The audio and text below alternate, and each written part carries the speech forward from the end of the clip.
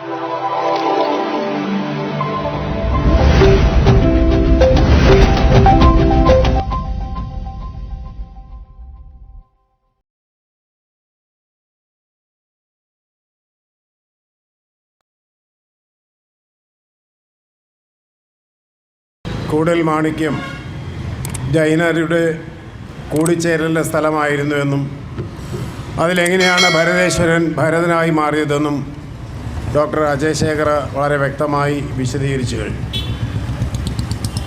ഈ കൂടൽമാണിക്യ വിഷയവുമായി ബന്ധപ്പെട്ടുകൊണ്ട് ധാരാളം വീഡിയോകളും സംഭാഷണങ്ങളും നമ്മുടെ സോഷ്യൽ മീഡിയയിൽ നിറഞ്ഞിരിപ്പുണ്ട്. ആ നിറഞ്ഞിരിക്കുന്നതിൽ പലതിൽ വളരെ പ്രധാനപ്പെട്ട ഒന്ന് നമ്മുടെ ശ്രീജിത്ത് പണിക്കരുടെ ഒരു ന്യായീകരണ വീഡിയോ ഉണ്ട്. അദ്ദേഹം അടക്കമുള്ള ആളുകൾ പറയുന്നത് കേരളത്തിൽ ജാതിയോ, കേരളത്തിൽ ജാതിയില്ല, ജാതി പ്രശ്നമില്ല, കൂടൽമാണിക്യത്തെന്നാൽ ഒരിടത്ത് നമുക്ക് ജാതിയുടെയോ അയിത്തത്തിൻ്റെയോ തീണ്ടലിൻ്റെയോ തൊടിലിൻ്റെയോ പ്രശ്നമില്ല, കാരണം നമ്മൾ പ്രബുദ്ധ കേരളമാണ്, നവോത്ഥാന കേരളമാണ് എന്നൊക്കെയാണ് പറയുന്നത്. എന്തായാലും കൂടൽമാണിക്യത്തിൻ്റെ ചരിത്രത്തിലേക്ക് പരിശോധിക്കുമ്പോൾ കൂടൽമാണിക്യത്തിൽ 6 തന്ത്രിമാരുണ്ടായി. ആദ്യമുണ്ടായിരുന്നത് തരണല്ലരും അതുപോലെ തന്നെ മണിമംഗലംകാരുമുള്ള 2 ഇല്ലക്കാരുടേതായിരുന്നു ഇവിടുത്തെ തന്ത്രിമാരെങ്കിൽ അതിൽ തരണല്ലൂരുകാർ 4ആയിട്ട് പിരിയുകയും അതിൻ്റെ കൂട്ടത്തിൽ തന്നെ മറ്റൊരു ഇല്ലക്കാർ കൂടി വരികയും അങ്ങനെ 6 ഇല്ലങ്ങളായി തന്ത്രിമാരായിട്ടാണ് മാറിയത്. ഈ 6 തന്ത്രിമാരുടെ നിയമിച്ചുകൊണ്ടിരുന്നത് കൊച്ചി രാജാവിൻ്റെ ഭരണകാലഘട്ടത്തിൽ 1970 അല്ലെങ്കിൽ വരെ തച്ചുടയ കൈമൾ എന്ന് പറയുന്ന ആൾക്കായിരുന്നു രാജ്യത്തിന് അല്ലെങ്കിൽ ക്ഷേത്രത്തിൻ്റെ അവകാശമുണ്ടായിരുന്ന എൻ്റെ അഡ്മിനിസ്ട്രേറ്ററായിരുന്നത്. തച്ചുടയ കൈമൾ എന്ന് പറയുന്നത് രാജാവ് നിയമിക്കുന്ന ഒരു നായരാണ്. പക്ഷേ നായരാണെങ്കിൽ പോലും അയാൾ തച്ചുടയ കൈമളായി കഴിയുമ്പോൾ തന്ത്രിയെ ഇരട്ടി അധികാരമുണ്ടായിരുന്ന ആളാണ്. തന്ത്രി ഒരു ആവണിപ്പലകമേലിരിക്കുമ്പോൾ തച്ചുടയ കൈമൾ 2 ആവണിപ്പലകമേലിരിക്കാനുള്ള അധികാരമുണ്ടായിരുന്ന ആളാണ് അദ്ദേഹം. അങ്ങനെയുള്ള അദ്ദേഹത്തിൻ്റെ ഈ 6 ദേവതമാർ അല്ലെങ്കിൽ 6 തന്ത്രിമാരും ആണ് ഇവിടെ ഭരണം നടത്തിക്കൊണ്ടിരുന്നത് എന്നതിന് അവർ പറഞ്ഞൊരു ന്യായം, തന്ത്രി ക്ഷേത്രത്തിൻ്റെ അധികാരിയാകുന്നത് എന്ന് പറയുന്നത് തന്ത്രി ദേവൻ്റെ പിതൃസ്ഥാനീയനാണ് എന്നുള്ളതാണ്. അപ്പം പിതൃസ്ഥാനീയനാണ് എന്ന് മാത്രമല്ല, തന്ത്രി പറഞ്ഞാൽ മാത്രമേ, തന്ത്രി പൂജിച്ചാൽ മാത്രമേ ദേവചൈതന്യമുണ്ടാകൂ എന്നാണ് പറയുന്നത്. അപ്പോൾ പറഞ്ഞു വരുമ്പോൾ കൂടൽമാണിക്യ ദൈവത്തിന്, കൂടൽമാണിക്യത്തെ ഭരതന് 6 തന്തമാരുണ്ടെന്ന് പറയേണ്ടി വരും, കാരണം 6 തന്ത്രിമാരുണ്ടല്ലോ. അങ്ങനെ അതിൽ അവർ വളരെ കൃത്യമായി ഇത്തരം കഥകൾ നമ്മുടെ മുന്നിൽ അവതരിപ്പിച്ചുകൊണ്ടാണ് വളരെ കൃത്യമായി തങ്ങളുടെ അധികാരത്തെ സ്ഥാപിച്ചെടുക്കുന്നത്. ആ അധികാരം സ്ഥാപിച്ചെടുക്കുമ്പോൾ അത് കേരളത്തിലെ കൂടൽമാണിക്യത്തിന് മാത്രമല്ല, ദേവസ്വത്തിൻ്റേത് ഗുരുവായൂരിൻ്റെ പ്രശ്നത്തിലായാലും കേരളത്തിലെ ബുദ്ധക്ഷേത്രത്തിൻ്റെ പ്രശ്നങ്ങളിലായാലും തന്ത്രിയാണ് പരമാധികാരി എന്ന് സ്ഥാപിച്ചെടുക്കാനുള്ള വളരെ ദുർബലമായ ചില വാദഗതികൾ പലപ്പോഴും അവർ അവതരിപ്പിക്കുന്നുണ്ട് എന്ന് മനസ്സിലാക്കേണ്ടതുണ്ട്. 1970 ഈ കേരളത്തിലെ ഈ കൂടൽമാണിക്യത്തിലെ തച്ചുടയ കൈമൾ ഇവിടുത്തെ 40-ലേറെ ജീവനക്കാരെ പിരിച്ചുവിട്ട സമയത്ത് ജീവനക്കാർ നടത്തിയ പോരാട്ടത്തിൻ്റെ ഫലമായിട്ട് അന്നത്തെ അച്യുതമേനോൻ ഗവൺമെൻറ്റാണ് ഈ കൂടൽമാണിക്യം ക്ഷേത്രം ഏറ്റെടുത്ത് ദേവസ്വം ബോർഡിന് നൽകിയത്. എന്ന് പറഞ്ഞാൽ ഇന്നിത് ഒരു സ്വകാര്യ ക്ഷേത്രമല്ല, മറിച്ച് ഇന്നിത് ദേവസ്വം ബോർഡിൻ്റെ ക്ഷേത്രമാണ്, ഗവൺമെൻറ്റിൻ്റെ ഫണ്ട് കൊണ്ട് നടപ്പിലാക്കുന്ന ഒരു ക്ഷേത്രമാണ്. അവിടെ ദേവസ്വം റിക്രൂട്ട്മെൻറ്റ് ആക്ട് പ്രകാരമാണ് നിയമനം നടക്കുന്നത്. ആ നിയമനത്തിൻ്റെ പ്രശ്നത്തിലാണ് ഇപ്പോൾ തർക്കമുണ്ടായിരിക്കുന്നത്. 2 കഴകക്കാരിൽ ഒരാൾ ഈഴവനായി പോയി എന്നതാണ് പ്രശ്നം. പക്ഷേ നമ്മുടെ സംഭാഷകന്മാർ, വിപ്ലവകാരികൾ പറയുന്നത് അത് ഈഴവ ജാതിയുടെ പ്രശ്നമല്ല, കഴകം ജോലിയുടെ പ്രശ്നമാണ് എന്നാണ് പറയുന്നത്. അവർണൻ കയറിയാൽ ദേവ സാന്നിധ്യം പോകുമെന്നും അവർണൻ കയറിയ ക്ഷേത്രത്തിൽ പൂജ ചെയ്താൽ ആ പൂജ നിരർത്ഥകമാകുമെന്ന് പറയുന്നത് തന്ത്രിമാരാണ്. അങ്ങനെ ആണെങ്കിൽ നമ്മൾ ഓർക്കുക, ഇവരൊക്കെ വലിയ വലിയ സിദ്ധാന്തങ്ങൾ നമ്മുടെ അവതരിപ്പിക്കുമ്പോൾ അത് തന്ത്രസമുച്ചയത്തിൻ്റെ ഏതെങ്കിലും പഴയ പുസ്തകത്തിലെ പൊടി തട്ടി എടുത്തുകൊണ്ട് വന്ന് അതിലെ 4 ശ്ലോകങ്ങൾ ചൊല്ലി അതെല്ലാം ബ്രാഹ്മണഗീതങ്ങളാണ് ദൈവത്തിൻ്റെ വായിലൂടെ വരുന്നത് എന്ന രീതിയിൽ ദൈവതം അങ്ങനെയാണല്ലോ പണ്ട് പറഞ്ഞത്. അതായത് ദൈവാധീനം ജഗൽ സർവം മന്ത്രാധീനം തു ദൈവതം തൻ മന്ത്രം ബ്രാഹ്മണാധീനം ബ്രാഹ്മണോ മമ ദൈവതം. ബ്രാഹ്മണനാണ് എൻ്റെ ദൈവമെന്ന്, ഭൂദേവനാണ് ബ്രാഹ്മണനാണ് എന്ന് സ്ഥാപിച്ചെടുക്കാനുള്ള ശ്രമങ്ങൾ എത്രയോ കാലങ്ങളായി നടത്തിക്കൊണ്ടിരിക്കുന്നു. അവരാണ് പറയുന്നത് ബ്രാഹ്മണൻ പൂജിച്ചില്ല എങ്കിൽ ദൈവത്തിൻ്റെ സാന്നിധ്യം ഉണ്ടാവില്ല, ദൈവ സാന്നിധ്യം നഷ്ടപ്പെടുമെന്ന് പറയുന്നത്. അങ്ങനെയാണ് നിങ്ങൾ ഈ പറയുന്ന ദൈവം സർവ്വവ്യാപിയാണ്, ഒമ്നി പ്രസൻ്റ് ആണ്, ഒമ്നി പൊട്ടൻ്റ് ആണ്, ഒമ്നി സൈൻ്റ് ആണ് എന്നൊക്കെ പറയുന്നതിനകത്ത് എന്തർത്ഥമാണ് ഇരിക്കുന്നത്? നിങ്ങൾ പറഞ്ഞാൽ മാത്രം കേൾക്കുന്ന ദൈവം, ബ്രാഹ്മണൻ പൂജിച്ചാൽ മാത്രം പ്രസാദിക്കുന്ന ദൈവം, ആ ദൈവത്തെ വേണ്ടെന്ന് വെക്കാൻ കേരളത്തിലെ പിന്നോക്കക്കാരനും പട്ടികജാതിക്കാരനും ഈ ബ്രാഹ്മണന്റെ ദൈവം വേണ്ട എന്ന് പറയുന്നിടത്ത് തീരും ഇന്ത്യയിലെ സനാതനത്വം. പക്ഷെ അത് പറയാനുള്ള ഉമിനീര് കേരളത്തിലെ പ്രബുദ്ധരായ പിന്നാക്കർക്കും കേരളത്തിലെ ചരടി കെട്ടിയ പട്ടികജാതിക്കാരനും ഇല്ലാതെ പോയിരിക്കുന്നു എന്ന ഗതികേടിൽ നിന്നുകൊണ്ടാണ് നാം ഇന്ന് ഇതേക്കുറിച്ച് പ്രസംഗിക്കേണ്ടി വരുന്നത്, അയിത്തത്തെക്കുറിച്ച് നമ്മൾക്ക് സംസാരിക്കേണ്ടി വരുന്നത്. നമ്മൾ ഓർക്കണം, ഇന്ത്യൻ ഭരണഘടനയുടെ 14, 15, 16 ആർട്ടിക്കിൾക്കെതിരായിട്ടാണ് പരസ്യമായി നമ്പൂതിരിമാരുടെ വിലപേശുന്നത്. അവരെ നിയമം പഠിപ്പിക്കണം, അവർ നിയമം പഠിക്കണം. അയിത്തം കാണിക്കുന്നത് ക്രിമിനൽ കുറ്റമാണ് എന്ന് അവരോട് പറയാൻ ഒരു ഭരണകൂടം ഇവിടെ ഉണ്ടാവണം, അല്ലേ? അത് പറയിപ്പിക്കണം ജനങ്ങൾ. അത്തരമൊരവസ്ഥയാണ്, അത്തരമൊരു ഉത്തരവാദിത്തമാണ് കേരളത്തിലെ യുക്തിവാദി പ്രസ്ഥാനം ഇപ്പോൾ ഏറ്റെടുക്കുന്നത് എന്നാണ് എനിക്ക് പറയാനുള്ളത്. നിങ്ങൾക്കറിയാം, ഇത്തരം ക്ഷേത്രങ്ങളുടെ മാഹാത്മ്യം പറയുകയും ദേവചൈതന്യത്തിനെ കുറിച്ച് പറയുകയും ചെയ്യുന്ന ആളുകൾക്കറിയാമോ, ഗുരുവായൂരിൽ സത്യാഗ്രഹം നടക്കുന്ന സമയത്ത് ഗുരുവായൂരിലെ കൃഷ്ണപിള്ള മണിയടിച്ചപ്പോൾ അവിടെ അടിയുണ്ടായപ്പോൾ 1931 ഡിസംബർ 27 മുതൽ 1932 ജനുവരി 28 വരെ ഗുരുവായൂരമ്പലം പൂട്ടിയിട്ടവന്മാരാണ് ഈ നമ്പൂതിരിമാർ. അന്നേരം ഇവൻ്റെയൊക്കെ ദേവചൈതന്യം എവിടെ പോയി കിടക്കുകയായിരുന്നു? ഇതുപോലെ തിരുവിതാംകൂറില് തിരുവനന്തപുരം അനന്തപത്മനാഭസ്വാമി ക്ഷേത്രത്തിലും തർക്കങ്ങളുണ്ടായ സമയത്ത് ദിവസങ്ങളോളം മാസങ്ങളോളം ഈ ദേവചൈതന്യം പൂട്ടിയിട്ട് പോയവന്മാരാണ് ഇപ്പോൾ ഈ മാഹാല്യം നമ്മുടെ മുന്നിൽ വിളമ്പുന്നത് എന്നത് മനസ്സിലാക്കേണ്ടതുണ്ട്. ഞാൻ ശ്രീജിത്ത് പണിക്കർ പറഞ്ഞ ചില വാദങ്ങൾ, അദ്ദേഹം പറയുന്നത് കാരാണ്മയിൽ ഇടപെടാൻ ദേവസ്വത്തിന് അവകാശമില്ല, അതുപോലെ നിയമനത്തിന് നോട്ടിഫിക്കേഷൻ നൽകിയില്ല, രജിസ്ട്രാറിന് അല്ലെങ്കിൽ രഞ്ജിത്ത് എന്ന് പറയുന്ന കഴകക്കാരനെ മാറ്റിയത് ശരിയായില്ല, ഇങ്ങനെയുള്ള ന്യായീകരണം പറയുന്ന അതാണ് ഇവിടുത്തെ പ്രശ്നം, ഇത് ജാതിയുടെ പ്രശ്നമല്ല എന്നൊക്കെ പറഞ്ഞ് ശ്രീജിത്ത് മണിക്കരെ പോലുള്ള നവസംഘികൾ മിടുക്കന്മാരാകുമ്പോൾ എനിക്ക് ശ്രീജിത്ത് പണിക്കരോട് ചോദിക്കാനുള്ളത്, 1922 ഈ കൂടൽമാണിക്യ ക്ഷേത്രത്തിൽ ഭരതനാട്യം അവതരിപ്പിക്കാൻ മൻസിയ എന്ന് പറയുന്ന ഒരു PhD-കാരി, MA-യും MPhil-ഉം PhD-യും ഭരതനാട്യത്തിലുള്ള മൻസിയയ്ക്ക് ഇവിടുത്തെ മണ്ഡപം നിഷേധിച്ചത് ഈ പറഞ്ഞ നിയമത്തിന്റെ പേരിലായിരുന്നോ? എന്താ മനസ്സ് ചെയ്ത കുറ്റം? അവളൊരു മുസ്ലിം കുടുംബത്തിൽ ജനിച്ചൊരു ഹിന്ദുവിനെ കല്യാണം കഴിച്ചു. മനസ്സേ പറഞ്ഞു, എനിക്ക് ജാതിയില്ല. അവൾക്ക് നൃത്തത്തോടുള്ള താല്പര്യം കൊണ്ട്, അതിനുള്ള ഡെഡിക്കേഷൻ കൊണ്ട് അവൾ MA Bharatanatyam, MPhil Bharatanatyam, PhD നേടി. അവളോട് പറഞ്ഞു, നിന്റെ പേര് മൻസിയ എന്നായതുകൊണ്ട് ശ്രീജിത്ത് പണിക്കർ പറയണം, മൻസിയെ നിങ്ങൾ വിലക്കിയതിന് വേണ്ടിയാണ്.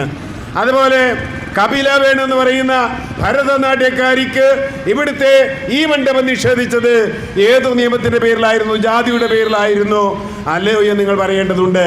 അന്നും ഇതിനെതിരെ പ്രതിഷേധിക്കാൻ കേരളത്തിൽ യുക്തിവാദി പ്രസ്ഥാനം മാത്രമേ ഉണ്ടായിരുന്നുള്ളൂ. ഇതെല്ലാം ജാതിയുടെ ഉപരിവർഗത്തിൻ്റെ നമ്പൂതിരിമാരുടെ താല്പര്യങ്ങൾക്കനുസരിച്ച് വേണം ഈ രാജ്യത്തിൻ്റെ മനുഷ്യാവകാശങ്ങൾ നിലനിൽക്കേണ്ടത് എന്ന് പറഞ്ഞാൽ പ്രിയപ്പെട്ടവരെ ഒരിക്കലും നമുക്ക് അംഗീകരിക്കാൻ കഴിയില്ല എന്നുള്ളതാണ്. ശ്രീജിത്ത് പണിക്കരോട് ഞാനൊരു കാര്യം ചോദിക്കട്ടെ. കേരളത്തിൽ പഴയ ക്ഷേത്രങ്ങളിൽ മറ്റൊരു കഴകമുണ്ടായിരുന്നു. ആ കഴകത്തിൻ്റെ പേര് ദേവദാസി അല്ലെ നന്നച്ചി അല്ലെങ്കിൽ കൂത്തച്ചി എന്നായിരുന്നു. നമ്മുടെ പുണ്യപുരാണ ക്ഷേത്രങ്ങളിലെല്ലാം ദേവദാസികൾ എന്ന വ്യഭിചാരികളെ വേശ്യകളെ സ്ഥാപിപ്പിച്ച് ബ്രാഹ്മണൻ നടത്തിയ വേശ്യാവൃത്തിയെ ആരാണ് നിർത്തിയത്? ആരാണ് നിലയ്ക്ക് നിർത്തിയത്?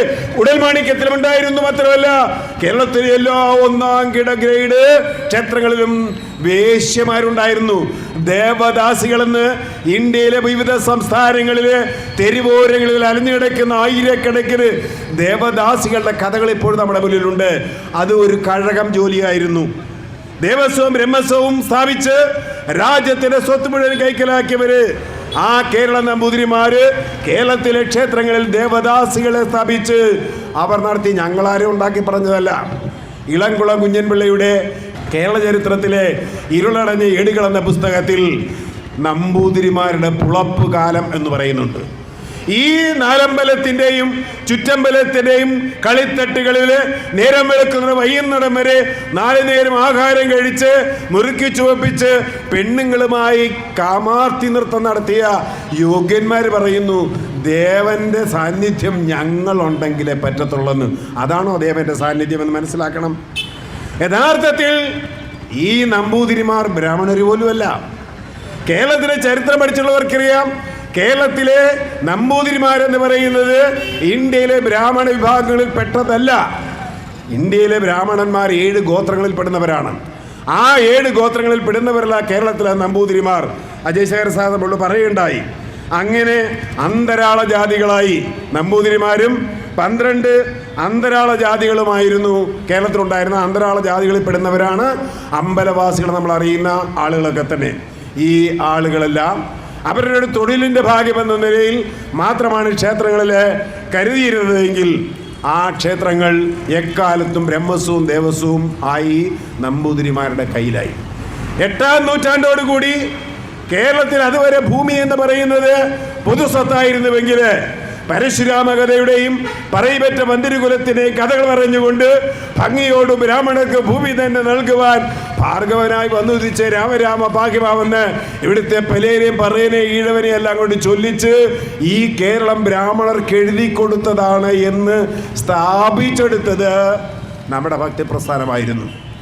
അങ്ങനെ 8ാം നൂറ്റാണ്ടാകുമ്പോൾ കേരളം എന്ന് പറയുന്നത് ദേവസ്വവും ബ്രഹ്മസ്വവും രാജസ്വവുമായി, അത് ബ്രാഹ്മണന്റെ സ്വത്തായി, അത് ക്ഷേത്ര കേന്ദ്രീകൃത സ്വത്തായി. കേരളത്തിൽ ഫ്യൂഡലിസം അഥവാ ജന്മിത്തം സ്ഥാപിച്ചെടുത്തത് ഈ തന്ത്രശാലികളായ തന്ത്രികളായ ഈ നമ്പൂതിരിമാരുടെ തന്ത്രങ്ങളായിരുന്നു എന്നത് കേരളത്തിലെ ചരിത്രം പഠിക്കുന്നവർക്കറിയാം. അങ്ങനെ ഒരൈത്ത മേഖലയാക്കി പണിയെടുക്കുന്ന മനുഷ്യരെ 64 മുതൽ 96 അടി വരെ ദൂരത്തിലേക്ക് ശങ്കരാചാര്യരുടെ ജാതി നിർണയവും നിയമങ്ങളും അനുസരിച്ച് അസ്പൃശ്യത കൽപ്പിച്ച് അവരെ ഗ്രാമത്തിന് പുറത്തേക്ക്, ഇവിടെ എല്ലാവരും പറയുമ്പോൾ ചാതുർവർണ്ണത്തെക്കുറിച്ച് പറയും. ചാതുർവർണ്ണപ്രകാരമുള്ളത് ഇന്ത്യയിലെ 13% ജനങ്ങൾ മാത്രമാണ്. ബാക്കി പിന്നാക്കൻ ഈഴവനടക്കം കമ്മാളനടക്കം പുലയ പറയാദികളടക്കമുള്ള ചണ്ടാലന്മാർ ഈ ചാതുർവർണ്ണത്തിൽ വരുന്നവരെയല്ല. അവർ പഞ്ചമന്മാരാണ്. അവരെ ദൃഷ്ടിയിൽപ്പെട്ടാൽ പോലും ദോഷമുള്ളവരാണ്. അവരെ മനുഷ്യരായി മൃഗങ്ങളായി പോലും കണക്കാക്കിയിരുന്നില്ല എന്നുള്ളതാണ് സത്യം.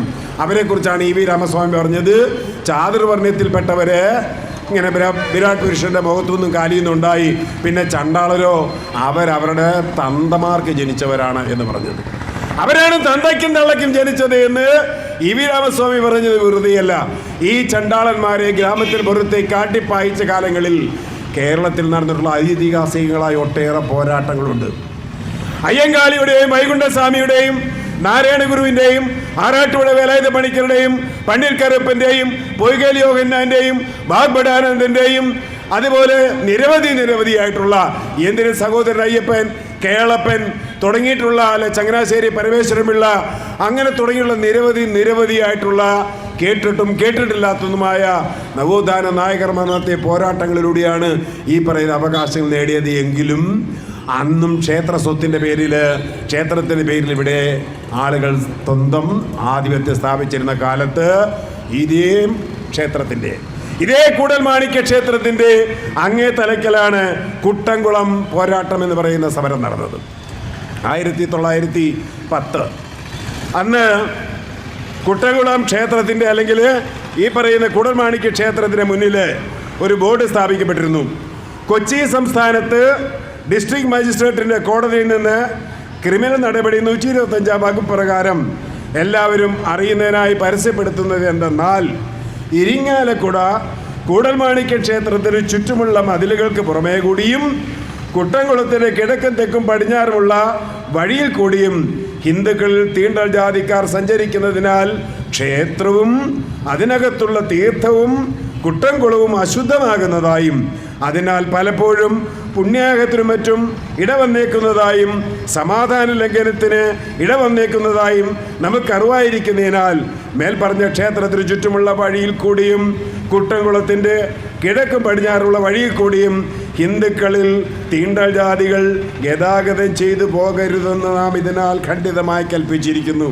ഹിന്ദുക്കളിൽ തീണ്ടൽ ജാതിക്കാർ ശ്രദ്ധിക്കണം. സംഘപരിവാരത്തിൽ കാലിലും കഴുത്തിലും വയറിലും അരയിലും എല്ലാം ചരടും കെട്ടി നടക്കുന്ന പട്ടികജാതിക്കാരനും പിന്നേക്കന് മനസ്സിലാക്കണം, ഹിന്ദുക്കളിലെ തീണ്ടൽ ജാതിക്കാരൻ സഞ്ചരിച്ചു കൂടാ എന്ന ഈ തിട്ടൂരത്തിനെതിരെ അതിഗംഭീരമായ പോരാട്ടം നടന്ന മണ്ണാണ് ഈ ഇരിങ്ങാലക്കുടയുടെ മണ്ണ്, അല്ലെങ്കിൽ കൂടൽമാണിക്യത്തിൻ്റെ മണ്ണ്. അന്ന് 1946 ജൂൺ 23 എറണാകുളം മഹാരാജാസ് കോളേജ് ഗ്രൗണ്ടിലാണ് ഇതിനിതായ ഗംഭീരമായൊരു ബഹുജന സമ്മേളനം നടന്നത്. സഹോദരൻ അയ്യപ്പന്, പി ഗംഗാധരന്, KR അച്യുതൻ തുടങ്ങിയിട്ടുള്ള മഹാന്മാരായ ആളുകൾ അതിൽ പങ്കെടുക്കുകയും അതിന് പിന്നീട് അതുമായി ബന്ധപ്പെട്ട ജാഥകൾ നടക്കുകയും PC Kurumba, KV Unni, P Unni, PK Kumaran, MD Kochumani, Chathan master തുടങ്ങിയിട്ടുള്ള ആളുകൾ പങ്കെടുത്ത ഗംഭീരമായ ജാഥ കുട്ടംകുളത്ത് വരികയും അവിടെ വെച്ച് പോലീസ് അതിഭീകരമായി ആക്രമിക്കുകയും കേരള പോലീസിൻ്റെ ചരിത്രത്തിൽ ആദ്യമായി അവർ ബയണറ്റ് ഉപയോഗിക്കുകയും ചെയ്തത് ഈ 46-ലായിരുന്നു.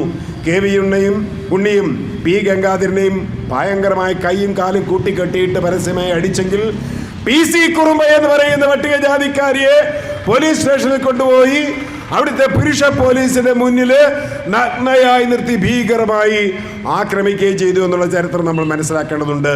അങ്ങനെ സമരം നടന്നിട്ടുണ്ട്. കുട്ടംകുളത്തെ വഴിയിലൂടെ സഞ്ചരിക്കാൻ, അവിടെ ഇരിക്കുന്ന മുടിഞ്ഞ ദൈവത്തെ കാണാനല്ല. വൈക്കത്ത് സമരം നടന്നെങ്കിൽ, ഗുരുവായൂർ സമരം നടന്നെങ്കിൽ അവിടെയൊന്നും ക്ഷേത്രത്തിൽ പ്രവേശിക്കണമെന്ന് ആവശ്യപ്പെട്ടുകൊണ്ട് ഒരാളും ആവശ്യപ്പെട്ടില്ല. 36 ക്ഷേത്ര പ്രവേശന വിളംബരം കൊണ്ടുവരാൻ SRCP നിർബന്ധമാക്കിയത് കേരളത്തിലെ ഏതെങ്കിലും പട്ടികജാതിക്കാരനോ പിന്നോക്കക്കാരനോ സമ്മേളനം കൂടി ക്ഷേത്ര പ്രവേശനം വേണമെന്ന് പ്രമേയം പാസാക്കിയിട്ടല്ല. അവർ പറഞ്ഞത് ഈ പൊതുവഴികൾ, തങ്ങൾ നികുതി കൊടുക്കുന്ന പൊതുവഴികളിലൂടെ മനുഷ്യരായി മനുഷ്യാന്തസ്സോടുകൂടി സഞ്ചരിക്കണമെന്ന അവകാശത്തിനാണ് വൈക്കത്ത് സമരം നടന്നത്. 1908 തിരുവിതാംകൂറിലെ ആറാലുമുഴുന്ന് ബാലരാമപുരം വരെ കാളവണ്ടി ഓടിച്ച് അയ്യങ്കാളി പിടിച്ചെടുത്തു വഴി. ഒരുത്തന്റെ ഔദാര്യം ചോദിച്ചില്ല, പ്രമേയം പാസാക്കിയില്ല. അയ്യങ്കാളി വഴി പിടിച്ചെടുത്തതിന് ശേഷം 1924 സമരം വൈക്കത്ത് വഴി നടക്കാനുള്ള അവകാശത്തിന് വേണ്ടി സമരം നടത്തിയത്, അല്ല അവിടുത്തെ ദൈവത്തെ തൊടാനല്ല.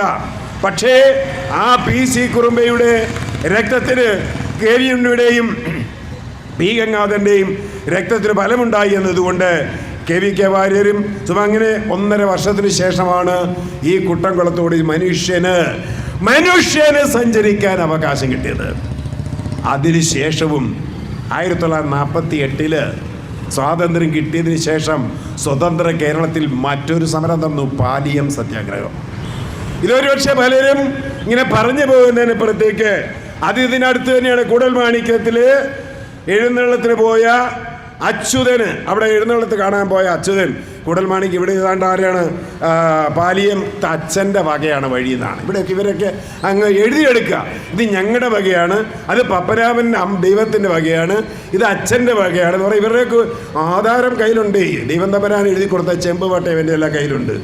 എന്നിട്ട് വഴി നടക്കാൻ അവകാശത്തിന് വേണ്ടി പാലിയത്ത് സത്യാഗ്രഹം നടന്നു. ജൂൺ 1 കുറേ പുലയ യുവതികൾ ഈ വഴിയെ നടന്നപ്പോൾ കുട്ടംകുളത്ത് വെച്ച് അവർ മർദ്ദനമേറ്റു.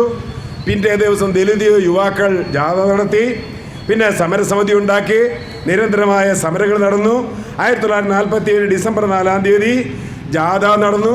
ആ ജാഥ ഉദ്ഘാടനം ചെയ്ത് മറ്റാരുമായിരുന്നില്ല, C കേശവൻ എന്ന് പറയുന്ന കേരളത്തിലെ അതിപ്രഗത്ഭനായ മുഖ്യമന്ത്രി ആയിരുന്നിട്ടുള്ള ആളാണ്. C കേശവൻ ഉദ്ഘാടനം ചെയ്തു. 3 സത്യാഗ്രഹ ക്യാമ്പുകൾ ആരംഭിച്ചു. 97 ദിവസം പാലിയത്ത് വഴിയിലൂടെ സഞ്ചരിക്കാനുള്ള അവകാശത്തിന് 97 ദിവസം സമരം നടത്തി. ആരൊക്കെ വന്നു നിങ്ങൾക്കറിയാവോ? ഒന്ന് സമരത്തിന് ആ സമരത്തിൽ പങ്കെടുത്തത് ഒന്ന് AKG, ആര്യവള്ളം, പാർവതി നെന്മീനിമംഗലം, പ്രിയദത്ത, ES സരസ്വതി, എന്തിന് കൊടുങ്ങല്ലൂർ കോവിലകത്തെ ഇന്ദിരയും രമാ തമ്പുരാട്ടിമാരും പോലും ഈ പാലിയ സത്യാഗ്രഹത്തിൽ പങ്കെടുത്തു. 1948 സ്വാതന്ത്ര്യം കിട്ടിയതിന് ശേഷം എന്തായിരുന്നു സംഭവം? 48 മാർച്ച് 8-ാം തീയതി 2 ജാഥകൾ ചേന്നമംഗലത്ത് ചേരുന്നു. അതിഗംഭീരമായ അടി നടക്കുന്നു. പോലീസ് അവരെ തടയുന്നു. കാളി അയ്യപ്പൻ എന്ന് പറയുന്ന ഒരു ദളിത് യുവതി, നിങ്ങൾ മനസ്സിലാക്കണം, കേരളത്തിലെ സമരങ്ങളിലെല്ലാം സ്ത്രീകൾ എത്രമാത്രം പങ്കാളിത്തമുണ്ടായിരുന്നു. കാളി അയ്യപ്പൻ എന്ന് പറയുന്ന സ്ത്രീ പോലീസിന്റെ കണ്ണ് വെട്ടിച്ച് അമ്പലത്തിനുള്ളിലേക്ക് ചാടിക്കയറി ആയുധം നശിക്കട്ടെ എന്ന് മുദ്രാക്കി വിളിച്ചു. അടികൊണ്ട് താഴെ വീണു എന്നുള്ളത് മറ്റൊരു കഥ. അങ്ങനെ ആ സമരത്തിലാണ് സ്വതന്ത്ര ഇന്ത്യയിലെ വഴിനടക്കാൻ അവകാശത്തിലാണ് ആദ്യമായി 2 രക്തസാക്ഷികൾ വീണത്. ഒന്ന് AK വേലായുധൻ പോലീസിന്റെ അടികൊണ്ട് വീണു. 5-6 മണിക്കൂറുകൾ ഒരു തുള്ളി വെള്ളത്തിന് വേണ്ടി കേടുകൊണ്ട് കിടന്നിട്ട് തിരിഞ്ഞു നോക്കാൻ ആരും ഉണ്ടായില്ല. AK ബാലൻ പോലീസിന്റെ ആക്രമണമേറ്റു മരിച്ചു. 2 രക്തസാക്ഷികളെ വീഴിച്ച പാലിയത്തിനടുത്ത് നിന്നുകൊണ്ടാണ് ഇന്നൊരു ഈഴവനെതിരെ കേരളത്തിലെ തന്ത്രി സമാജം വാളുയർത്തുന്നത് എന്ന് നിങ്ങൾ ഓർക്കണം. നിങ്ങൾ എങ്ങനെയായി എന്നുള്ളത് കേരളത്തിൻ്റെ ചരിത്ര പാരമ്പര്യത്തെ നിങ്ങൾ പരിശോധിക്കണം.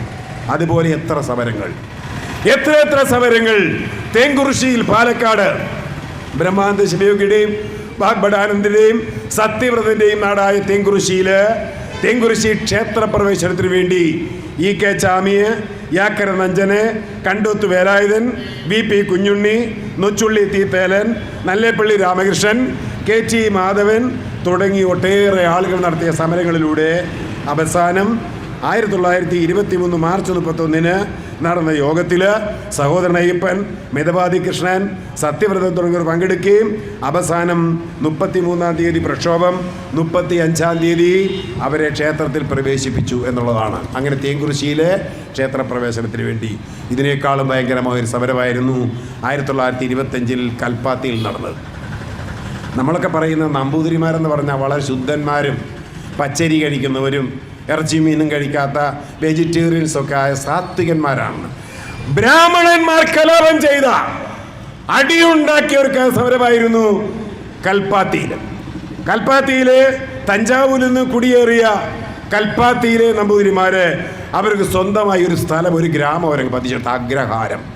ആ അഗ്രഹാരത്തിൽ 1425 ഒരു വിശ്വനാഥ ക്ഷേത്രം സ്ഥാപിച്ചിട്ട് പറഞ്ഞു, ഈ പ്രദേശം വഴി വേറെ ആരും സഞ്ചരിക്കാൻ പാടില്ല, നമ്പൂതിരിമാരുടെ മാത്രമായുള്ളൊരു കമ്മ്യൂണാണ്. പക്ഷേ എന്ത് സംഭവിച്ചു? കല്ലേക്കുളങ്ങര വരെ അവർക്ക്, ചൊക്കനാഥപുരം മുതൽ കല്ലേക്കുളങ്ങര വരെ അവർക്ക് പതിച്ചു നൽകി. ബ്രാഹ്മണരില്ലാത്തവർക്ക് പ്രവേശിക്കാൻ പാടില്ല. അക്കാലത്ത് കേരളത്തിലെ, പ്രത്യേകിച്ച് മലബാറിലെ ഈഴവ സഭകൾ എന്ന് പറയുന്നത് ഒരു ജാതി സംഘടനയായിട്ടല്ല, ആ സഭകൾ ജനകീയ അവകാശങ്ങൾക്ക്, മനുഷ്യാവകാശങ്ങൾക്ക് വേണ്ടി സമരം നടത്തുന്ന കാലത്ത് 1924 മദ്രാശി ഗവൺമെൻറ് ഒരു ഉത്തരവ് പുറപ്പെടുവിച്ചു. ആ ഉത്തരവ് ഇതായിരുന്നു: ജാതിയുടെ പേരിൽ അയിത്തം പാലിക്കുന്നത് കുറ്റകരമാണ് എന്നും അതുകൊണ്ട് കൽപ്പാത്തി രഥോത്സവം അടക്കമുള്ള കാര്യങ്ങളിൽ മറ്റ് ജാതികൾ പ്രവേശിക്കാൻ തടയാൻ പാടില്ല എന്ന് പറഞ്ഞുവെങ്കിലും അങ്ങനെ രഥോത്സവത്തിന് നവംബർ 13-ാം തീയതി ഈ രഥോത്സവം കാണാൻ ചെന്ന 80ഓളം ഈഴവ യുവാക്കൾ ബ്രാഹ്മണർ അതിഭീകരമായി മർദ്ദിച്ചു. ആ മർദ്ദിച്ചതിനെതിരെ ഈഴവ സഭയും ആര്യ സമാജവുമൊക്കെ സമരമുണ്ടാക്കി. PC ഗോപാലനും നമ്മുടെ P കേശവദേവ്, EK ചാമി, നൊച്ചുള്ളി തീത്തേലൻ, വേദബിന്ദു, സഹോദരൻ അയ്യപ്പൻ തുടങ്ങിയുള്ള നിരവധി ആളുകളുടെ നേതൃത്വത്തിൽ സമരം നടത്തി. 1925 ഒക്ടോബർ 21-ാം തീയതി അഗ്രഹാരത്തിൽ ബലമായി പ്രവേശിച്ചുകൊണ്ടാണ് ആ സമരം, കൽപ്പാത്തി സമരം അല്ലെങ്കിൽ കൽപ്പാത്തി അഗ്രഹാരത്തിലെ ബ്രാഹ്മണൻ ധിക്കാരം നടത്തിയത്. ഞാൻ ചോദിക്കട്ടെ, ഇന്ന് ഈ 4 കുളങ്ങളുണ്ട് ഈ പറയുന്ന കൂടൽമാണിക്യത്തിൽ. അതിൽ 3 കുളങ്ങളിൽ മാത്രമേ മറ്റുള്ളവർ പ്രവേശിക്കാൻ കഴിയൂ. ഒരു കുളത്തിൽ ബ്രാഹ്മണർക്ക് മാത്രമേ പ്രവേശിക്കാൻ പാടുള്ളൂ. അവിടെ ബ്രാഹ്മണർക്ക് മാത്രം കുളിക്കാനുള്ളതാണ്. എന്തുകൊണ്ട് കേരളത്തിലെ പട്ടികജാതി പട്ടികവർഗ സനാതന ഹിന്ദുക്കൾ എന്തുകൊണ്ട് ഈ ക്ഷേത്രത്തിൽ ബലമായി പ്രവേശിച്ചുകൂടാ? അംബേദ്കറുടെയും അയ്യങ്കാളിയുടെയും പാരമ്പര്യം പറയുന്നവർ നിർബന്ധമായും ചെയ്തിരിക്കേണ്ടത് അത് തന്നെയാണെന്നാണ് എനിക്ക് പറയാനുള്ളത്. നമ്മുടെ സിനിമാക്കാർ നമ്മുടെ മുന്നിൽ അവതരിപ്പിച്ചിരിക്കുന്ന ഒരു വലിയ ഇമേജ് ഉണ്ട്. ഈ നമ്പൂതിരി നായർ തറവാടുകളെ കുറിച്ച് പറയുമ്പോൾ ഇത് വലിയ ഉത്തുംഗ കൊട്ടാരങ്ങളും കോട്ടകളുമായിരുന്നെന്നും അവിടെയുള്ളവരെല്ലാം മേലാസകരം ഇങ്ങനെ സ്വർണ്ണാഭരണങ്ങൾ ധരിച്ച് പുടവ ചുറ്റി നടന്നവരാണ് എന്നൊക്കെ ഒരു കള്ളക്കഥ നമ്മുടെ മുന്നിൽ അവതരിപ്പിക്കാറുണ്ട്. യഥാർത്ഥത്തിൽ സനാതനത്വം പറയുന്ന നമ്പൂതിരിമാരുടെ ജീവിതത്തിൽ കുടുംബത്തിലായിരുന്നു ഏറ്റവും ഭീകരമായ ദയനീയമായ ജീവിത അവസ്ഥയുണ്ടായിരുന്നത്. ഏറ്റവും പ്രാകൃതമായ അഥവാ ഏറ്റവും ഒടുവിൽ പരിഷ്കരിക്കപ്പെട്ട ഒരു കൂട്ടമായിരുന്നു കേരളത്തിലെ നമ്പൂതിരി വിഭാഗം എന്ന് പറയുന്നത്. നമ്പൂതിരിമാരെ കുറിച്ച് അടിമകളായിരുന്ന അവിടുത്തെ സ്ത്രീകൾ, വിദ്യാഭ്യാസം ഉണ്ടായിരുന്നില്ല നമ്പൂതിരിമാർക്ക്, ചെറുതേ ഇരുന്ന് തിന്നു കുടിച്ചു മതിച്ച് രമിക്കുക എന്നതിനപ്പുറം വീറ്റിമഠതിരിപ്പാട് ഈ സനാതന നമ്പൂതിരിമാരെ കുറിച്ച് പറഞ്ഞൊരു വാക്കുണ്ട്. എന്താണ് നമ്പൂതിരി പുരുഷന്റെ ജോലി? ഉണ്ണുക, ഉറങ്ങുക, ഗർഭമുണ്ടാക്കുക. നമ്പൂതിരി പെണ്ണുങ്ങളുടെ ജോലി എന്താണ്? വെക്കുക, വിളമ്പുക, പ്രസവിക്കുക. ഇതായിരുന്നു ഏത് കാലം വരെ? 1931 വരെ കേരളത്തിലെ നമ്പൂതിരിമാരുടെ അവസ്ഥ ഇതായിരുന്നു. 1914 അയ്യൻകാളിയുടെ നേതൃത്വത്തിൽ, അല്ലെങ്കിൽ ഗോപാലദാസന്റെ ഒക്കെ നേതൃത്വത്തിൽ, ചങ്ങനാശ്ശേരി പരമേശ്വരപിള്ളയുടെ നേതൃത്വത്തിൽ 1914 കേരളത്തിലെ പട്ടികജാതി പെണ്ണുങ്ങൾ ബ്ലൗസ് ധരിച്ചു. കല്ലയും മാലയും അറുത്ത് കളഞ്ഞുകൊണ്ട് അവർ ബ്ലൗസ് ധരിച്ചെങ്കിൽ നമ്പൂതിരി പെണ്ണുങ്ങൾ ബ്ലൗസ് ധരിക്കുന്ന 1931. അപ്പം നമ്മുടെ സിനിമാക്കാരുണ്ടാക്കിയ കഥകൾ എവിടെ? യഥാർത്ഥ സ്ത്രീ ജീവിതം എവിടെ? നിങ്ങൾക്കറിയാമോ? പറഞ്ഞാൽ അറയ്ക്കുന്ന പാരമ്പര്യത്തെയാണ് സനാതനധർമ്മം എന്ന് നമ്മളിവിടെ പറയുന്നത്. നമ്പൂതിരി തറവാടുകളിലെ പെൺകുട്ടികൾ, നമ്പൂതിരി തറവാട്ടിലെ ആണുങ്ങൾ, മൂത്തയാൾക്കെ കല്യാണം കഴിക്കാവുള്ളൂ, വേളി. അതിന് താഴെയുള്ള ആണുങ്ങൾക്ക് കല്യാണമില്ല. അവൻ്റെ പേര് അപ്പൻ എന്നാണ്. ഈ അപ്പന്മാർ നാടനീളെ ഇറങ്ങി നടക്കും, തെണ്ടി നടക്കും. ഏതെങ്കിലും ഈഴവച്ചാളയിലോ പുലയച്ചാളയിലോ നായർ തറവാടിലോ ചെന്ന് അവിടുത്തെ പെണ്ണുങ്ങളുടെ കൂടെ ശയിക്കുക, സംബന്ധം. വീറ്റിമഠതിരിപ്പാടിന്റെ അടുക്കളയിൽ നിന്ന് അരങ്ങത്തേക്കെന്ന നാടകത്തില് ഒരപ്പൻ പറയുന്നുണ്ട്, പട്ടിയായും പൂച്ചയായും ജനിക്കേണ്ടി വന്നാലും എൻ്റെ ദൈവമേ, വരും ജന്മത്തിൽ എന്നെ ഒരു നമ്പൂതിരി കുടുംബത്തിലെ അപ്പനായി ജനിപ്പിക്കരുത് എന്ന്. അപ്പോൾ നമ്പൂതിരി തറവാടിലെ ആണുങ്ങളുടെ ഗതി തന്നെ എത്ര ഭയാനകമായിരുന്നു നിങ്ങൾ ആലോചിച്ച് നോക്കണം. അപ്പോൾ പിന്നെ പെണ്ണുങ്ങളുടെ കാര്യം പറയണോ?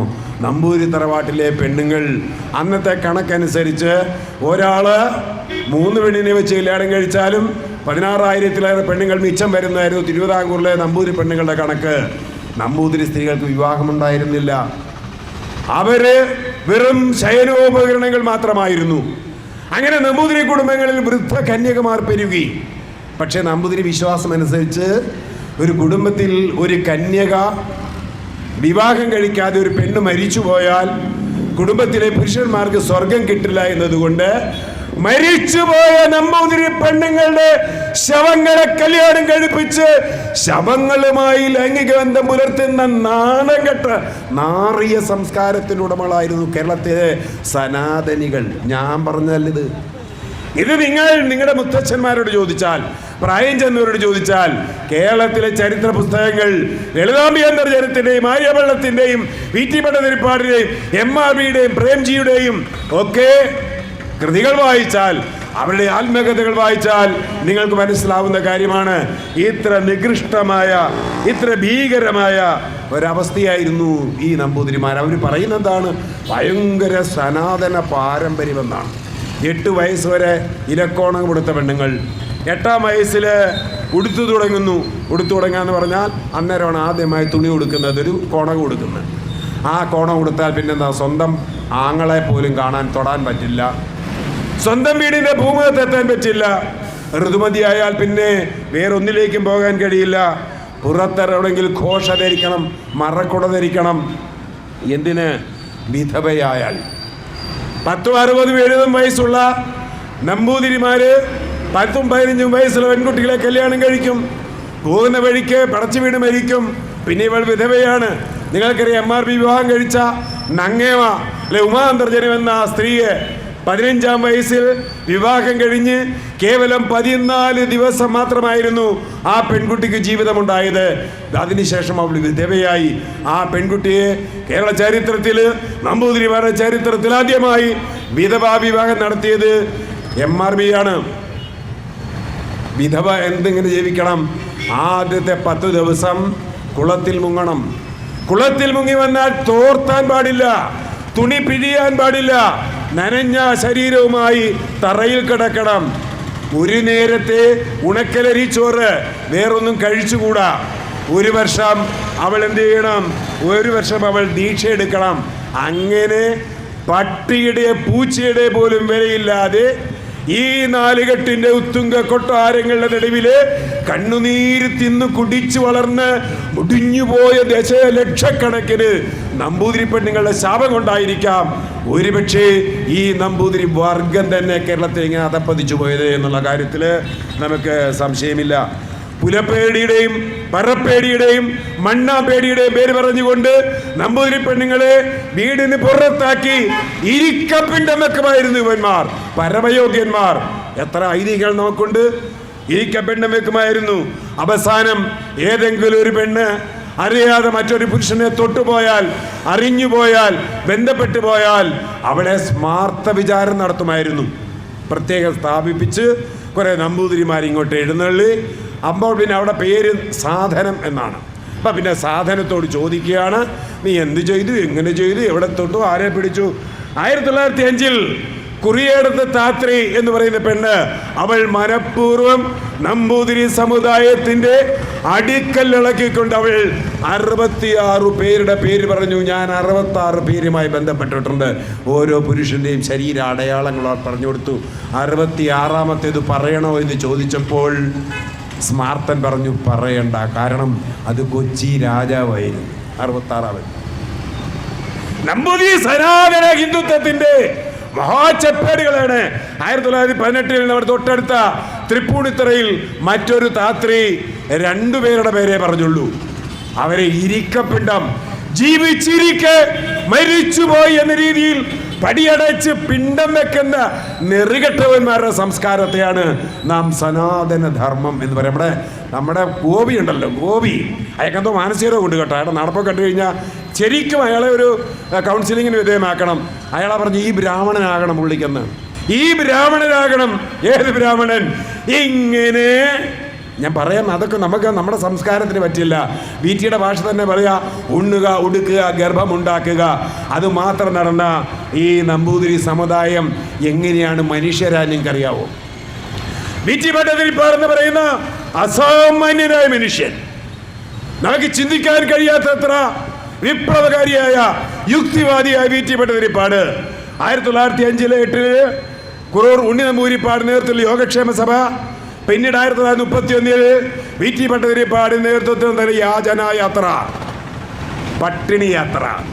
നമ്പൂതിരിയെ മനുഷ്യനാക്കാൻ പിച്ചപാത്രം എടുത്തുകൊണ്ട് നമ്പൂതിരി കൊട്ടാരങ്ങൾ വീടുകളിൽ നടന്ന് ഭിക്ഷ എടുത്തിട്ട് പറഞ്ഞു, നമുക്ക് തുണി വാങ്ങണം, മാന്യമായി ജീവിക്കണം, മറ്റുള്ള മനുഷ്യരെ പോലെ അന്തസ്സായിട്ട് നടക്കണം, അക്ഷരം പഠിക്കണം, ഇംഗ്ലീഷ് പഠിക്കണം.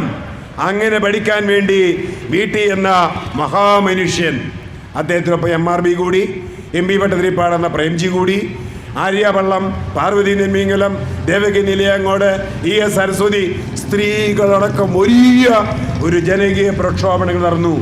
അടുക്കളയിൽ നരകത്തേക്ക് എന്ന നാടകം, മറക്കുടക്കുള്ളിലെ മഹാനരകം, ഋതുമതി എന്ന നാടകം, കുടിൽ തൊഴിൽശാലയിലേക്ക് എന്ന നാടകം, അത് പെണ്ണുങ്ങൾ തന്നെ ഉണ്ടാക്കിയ നാടകമാണ്. ഈ നാടകങ്ങൾ അവതരിപ്പിച്ച് അവർ അക്ഷരം പഠിച്ച് വിദ്യാലയങ്ങൾ സ്ഥാപിച്ച് അങ്ങനെയാണ് നമ്പൂതിരിയെ മനുഷ്യനാക്കുക എന്ന പ്രക്രിയ 1931 ആദ്യമായി ഘോഷാബഹിഷ്കരിച്ചുകൊണ്ട് ഈ പർദ്ദയെടുത്ത് കളഞ്ഞ് മരക്കുട തല്ലി പൊളിച്ചുകൊണ്ട് ആര്യവള്ളവും പാർവതി നെന്മിനിമംഗലവും ദേവകി നിലയങ്ങോടുമൊക്കെ രംഗത്തിറങ്ങിയിട്ട് പ്രഖ്യാപിച്ചത് ഞങ്ങൾ മനുഷ്യരാണ്, മനുഷ്യ സ്ത്രീകളാണെന്ന് പ്രഖ്യാപിച്ചത്. ഞാൻ പറഞ്ഞത് കേരളത്തിൻ്റെ ചരിത്രത്തിൽ 1914 പുലക്കള്ളികൾ ബ്ലൗസ് ധരിച്ചെങ്കിൽ 1931 സനാതന നമ്പൂതിരി പെണ്ണുങ്ങൾ ആദ്യമായി നാണം മറച്ചത് എന്നുള്ളതാണ്. എന്നിട്ട് പറയുന്നത് എന്താ, സിനിമാക്കാർ കാണിക്കുമ്പോൾ എന്താ, എൻ്റെ അമ്മോ എന്തൊരു വട്ടു സാരി എടുത്ത് അങ്ങനെ ജോസ്കോയിലെ സാരി പറഞ്ഞ എന്താണ് പറയുന്നത്, സ്വർണ്ണാഭരണങ്ങൾ ധരിച്ച് ലളിതാംബി എന്ന ആത്മകഥ വായിക്കണം നിങ്ങൾ. അവർ പറയുന്നു ആഴ്ചയിൽ ഒരു ദിവസമേ തലയിൽ എണ്ണ തേക്കാൻ അവകാശമുള്ളൂ, ഭസ്മം ധരിക്കാൻ, തലയിൽ ഒരു നുള്ളു പൂവ് ചൂടാൻ, എന്തിന് കുറി തൊടാൻ അവകാശമുണ്ടായിരുന്നില്ല നമ്പൂതിരി പെണ്ണുങ്ങൾക്ക് എന്ന് അവർ പറയുന്ന ആര് പറയുന്നതാണ്? ലളിതാംബി അന്തർജനം പറയുന്നതാണ്. ഞങ്ങളാരും ഉണ്ടാക്കി പറയും. നിങ്ങൾ ഇവരുടെ ആത്മകഥ വായിക്കണം. എത്ര ഭീതിതമായ അവകാശങ്ങളായിരുന്നു. അങ്ങനെ ആര്യവെള്ളം എന്ന് പറയുന്നു. ആര്യവെള്ളമൊക്കെ മഹാവിപ്ലവകാരികളായിരുന്നു. അവരാദ്യം നമ്പൂതിരിയെ മനുഷ്യനാക്കി വന്ന അവസാനം കോൺഗ്രസ്സിൽ വന്ന് പിന്നീട് കമ്മ്യൂണിസ്റ്റ് പാർട്ടിയിലേക്കൊക്കെ വന്നതാണ്. അങ്ങനെ കോശാബഹിഷ്കരിച്ചുകൊണ്ട് നമ്പൂതിരിയെ മനുഷ്യനാക്കുക എന്ന് പറയുന്ന പ്രക്രിയയിലേക്ക് അവർ വന്നു. പക്ഷേ ഇപ്പോൾ വീണ്ടും മതപുനരുജ്ജീവനത്തിന്റെ ഭാഗമായി വീണ്ടും നമ്പൂതിരിയാവുകയാണ്. സനാതനത്വം കെട്ടിയെഴുന്നള്ളിക്കുകയാണ്. ആ സനാതനത്വം വീണ്ടും അടിമക്കൂട്ടങ്ങളെ സൃഷ്ടിക്കാൻ ശ്രമിക്കുന്നു. പക്ഷേ പ്രിയപ്പെട്ടവരെ, ഒരു കാലത്തും മനുഷ്യന് കുരങ്ങിലേക്ക് തിരിച്ചു പോകാൻ കഴിയില്ല. നമ്മുടെ രാജ്യത്ത് നവോത്ഥാനമുണ്ടായി എന്നൊക്കെ കള്ളപ്രചാരം നടത്തുന്നതാണ്. പക്ഷേ എന്തായാലും ഈ സമൂഹത്തിന് മാറിയേ പറ്റൂ, സമൂഹത്തിന് മുന്നോട്ട് പോയേ പറ്റൂ.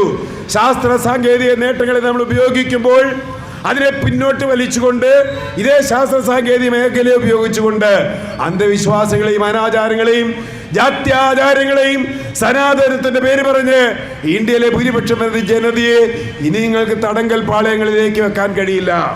സഹോദരൻ അയ്യപ്പൻ പറഞ്ഞതുപോലെ ജാതി വേണ്ട, മതം വേണ്ട. സഹോദരൻ മാത്രമല്ല, കേരളത്തിൽ ആ കാലഘട്ടത്തിൽ പിറന്ന എല്ലാവരും, മിതവാദി കൃഷ്ണൻ, E.K. ചാമി അടക്കമുള്ള ആളുകളെല്ലാം ഈ ഹിന്ദുമതം മുടിയാതെ ഇന്ത്യ നന്നാവില്ല എന്ന് പറഞ്ഞതാണ്. അംബേദ്കർ പറഞ്ഞെന്താണ്? കഴുത്തിൽ തുളസിമാല ധരിക്കുന്നത് കൊണ്ട്, അല്ലെങ്കിൽ നിങ്ങൾ ചാമുണ്ഡേശ്വരി ക്ഷേത്രത്തിൽ പോകുന്നത് കൊണ്ട് നിങ്ങളുടെ ജാതി ഇല്ലാതാവില്ല, നിങ്ങളുടെ പ്രശ്നം പരിഹരിക്കില്ല. അതുകൊണ്ട് നിങ്ങൾ എന്ത് ചെയ്യണം? മനുഷ്യരാകണം. സഹോദരൻ പറഞ്ഞു, തുറുവിന് വേരുണ്ടായേക്കാം, മണൽ കൊണ്ട് കയറുണ്ടാക്കിയേക്കാം, പക്ഷേ ജാതിയില്ലാത്ത ഹിന്ദുവിനുണ്ടാവില്ല. അതുകൊണ്ട് ഹിന്ദു ജാതിയെ പറയുന്നെങ്കിൽ നമ്മൾ ഹിന്ദു മതം ഉപേക്ഷിക്കണം. അത് തന്നെയാണ് പ്രിയപ്പെട്ടവരെ ഞങ്ങൾക്ക് പറയാനുള്ളത്. ഇന്ത്യയിൽ നിന്ന് വളർന്നു വരുന്ന സനാതന ഫാസിസത്തെ ചെറുത്തു തോൽപ്പിക്കാൻ ഇന്ത്യയിലെ പട്ടികജാതിക്കാരനും ഇന്ത്യയിലെ പിന്നാക്കനും മാത്രമേ കഴിയുകയുള്ളൂ. അതുകൊണ്ട് ഇത്തരം ഐത്താചാരങ്ങൾ, ഇത്തരം അനാചാരങ്ങൾ, ഇത്തരം അത്യാചാരങ്ങൾക്കെതിരെ സമരരംഗത്ത് ഇറങ്ങുകയല്ലാതെ മറ്റൊരു വഴിയുമില്ല. തങ്ങളെ നോക്കാത്ത ഒരു ദൈവത്തെയും തൊഴുകയില്ല നമ്മൾ പ്രഖ്യാപിക്കണം. ഈ ക്ഷേത്രങ്ങൾ ഞങ്ങളുടേതല്ല എന്ന് പ്രഖ്യാപിക്കണം. നാരായണ ഗുരു അങ്ങനെയാണ് പറഞ്ഞത് എങ്കിൽ നാരായണ ഗുരുവിൻ്റെ പ്രസ്ഥാനക്കാരന് പുതിയ ബ്രാഹ്മണരായിട്ട് മാറിയിരിക്കുന്നു. അവരിന്ന് അവരുടെ ക്ഷേത്രങ്ങളിലെ ശത്രുസംഹാര പൂജയും പേനാപൂജയും വാഹനപൂജയും സഹസ്രകലശവും ഒക്കെ നടത്തിക്കൊണ്ട് അവരും ബ്രാഹ്മണരാകാൻ ശ്രമിക്കുകയാണ്. പക്ഷേ അതല്ല വേണ്ടത്. അത്യാചാരങ്ങളിലെയും അന്ധതയ്ക്കുമെതിരെ നമ്മളുടെ അജയ് ശേഖർ സാർ പറഞ്ഞതുപോലെ നമ്മുടെ വേദപുസ്തകം നമ്മുടെ ഭരണഘടനയാണ്. ഇന്ത്യൻ ഭരണഘടന തുല്യത പ്രഖ്യാപിക്കുന്നുണ്ടെങ്കിൽ, ഐത്തത്തിനെതിരെ വിവേചനത്തിനെതിരെ പ്രഖ്യാപിക്കുന്നുണ്ടെങ്കിൽ, ജീവിക്കാനുള്ള അവകാശം പ്രഖ്യാപിക്കുന്നുണ്ടെങ്കിൽ ആ ഭരണഘടനയെ മുറുകെ പിടിച്ചുകൊണ്ട് മാത്രമേ അവരുടെ മനുഷ്യാവകാശങ്ങളെ നേടിയെടുക്കാൻ കഴിയുകയുള്ളൂ. അതുകൊണ്ട് തങ്ങളെ നോക്കാത്ത മുഴുവൻ ദൈവങ്ങളെയും തള്ളിക്കളയുക. ഈ ക്ഷേത്രങ്ങൾ നമ്മൾ ബഹിഷ്കരിച്ചാൽ ഇന്ത്യയിലെ പട്ടികജാതിക്കാരും പട്ടികവർഗക്കാരും അടങ്ങുന്ന 80% ആളുകൾ ഈ ക്ഷേത്രങ്ങൾ ബഹിഷ്കരിച്ചാൽ ഇന്ത്യയിലെ ഫാസിസത്തെ തുരത്തി ഓടിക്കാൻ കഴിയുമെന്ന കാര്യത്തിൽ സംശയം വേണ്ട. നന്ദി.